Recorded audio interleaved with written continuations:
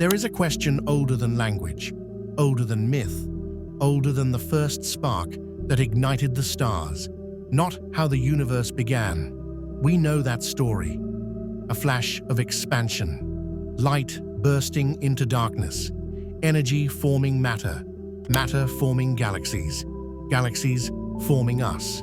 The real question is, how does it all end? Because every beginning carries a shadow. Every birth implies an eventual return. Even the stars that light our night are not immortal. They are temporary miracles, and so are we. This is the last question, not spoken in fear, but in wonder.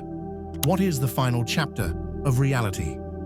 To understand how the universe ends, we must understand how it moves. Right now, everything is drifting apart. Galaxies sliding away from one another, space stretching like a breath held too long. The universe is not static.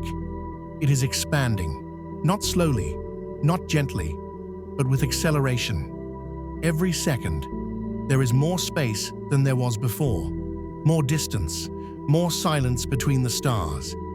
It wasn't always this way. There was a time when galaxies pulled together, when gravity whispered, "Come closer." But now, something else speaks louder, something we call dark energy. We don't know what it is. It has no color, no weight, no form. And yet, it controls the fate of everything. Dark energy is the great diver, the invisible push, the force that drives all things apart. And because of it, the universe has three possible endings.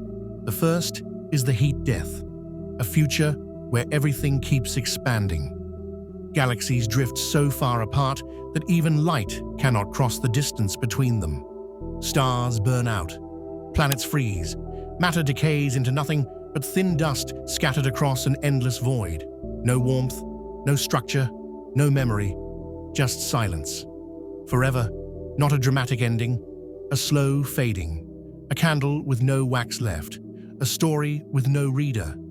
This is the universe growing old. But there is another possibility, a more violent one, the Big Rip.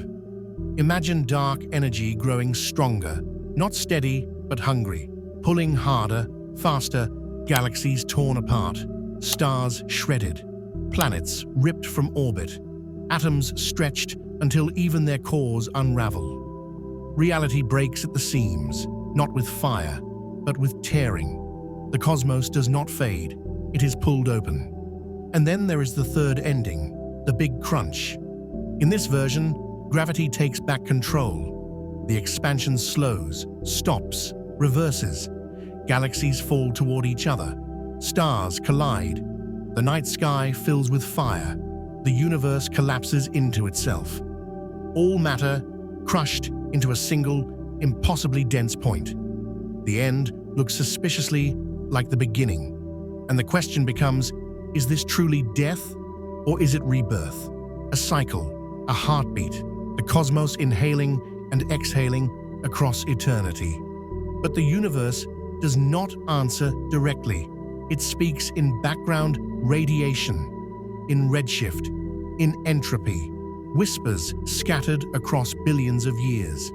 We interpret, we theorize, we simulate, we guess. Yet, behind every equation, every telescope image, every cosmic model, there is a deeper question. Why does any of this exist at all? And an even stranger one. If the universe ends, does meaning end with it? Because our stories, our loves, our memories, they are written in matter, and matter is temporary. But something else is happening here. Something the universe has been doing from the start. It learns. Atoms learn how to bond. Stars learn how to forge elements. Life learns how to feel. Minds learn how to know. The cosmos has been practicing consciousness. You are the universe becoming aware of itself, looking back at its own creation, wondering about its own ending.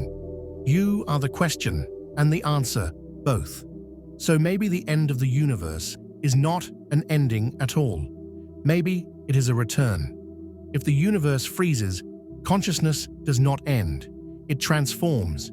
If the universe rips apart, information is not destroyed. It disperses. If the universe collapses, everything that ever was could ignite again. A new Big Bang, a new beginning, a new chance for galaxies to form, planets to orbit, life to rise, wonder to think itself into existence once more. The last question may have infinite answers, because the universe has never been static. It has always been evolving, not just physically, but conceptually, emotionally, spiritually. It is not a machine, it is a story.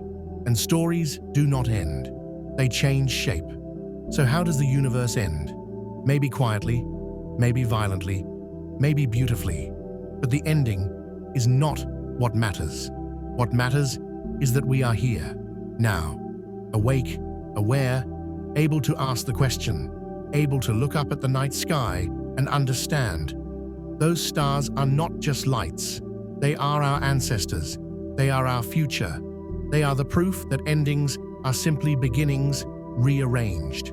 The universe ends the same way it began, in transformation. And the story continues, in forms we have not yet imagined, in worlds we have not yet dreamed. The last question is not a conclusion. It is an invitation to wonder, to witness, to be part of something infinite.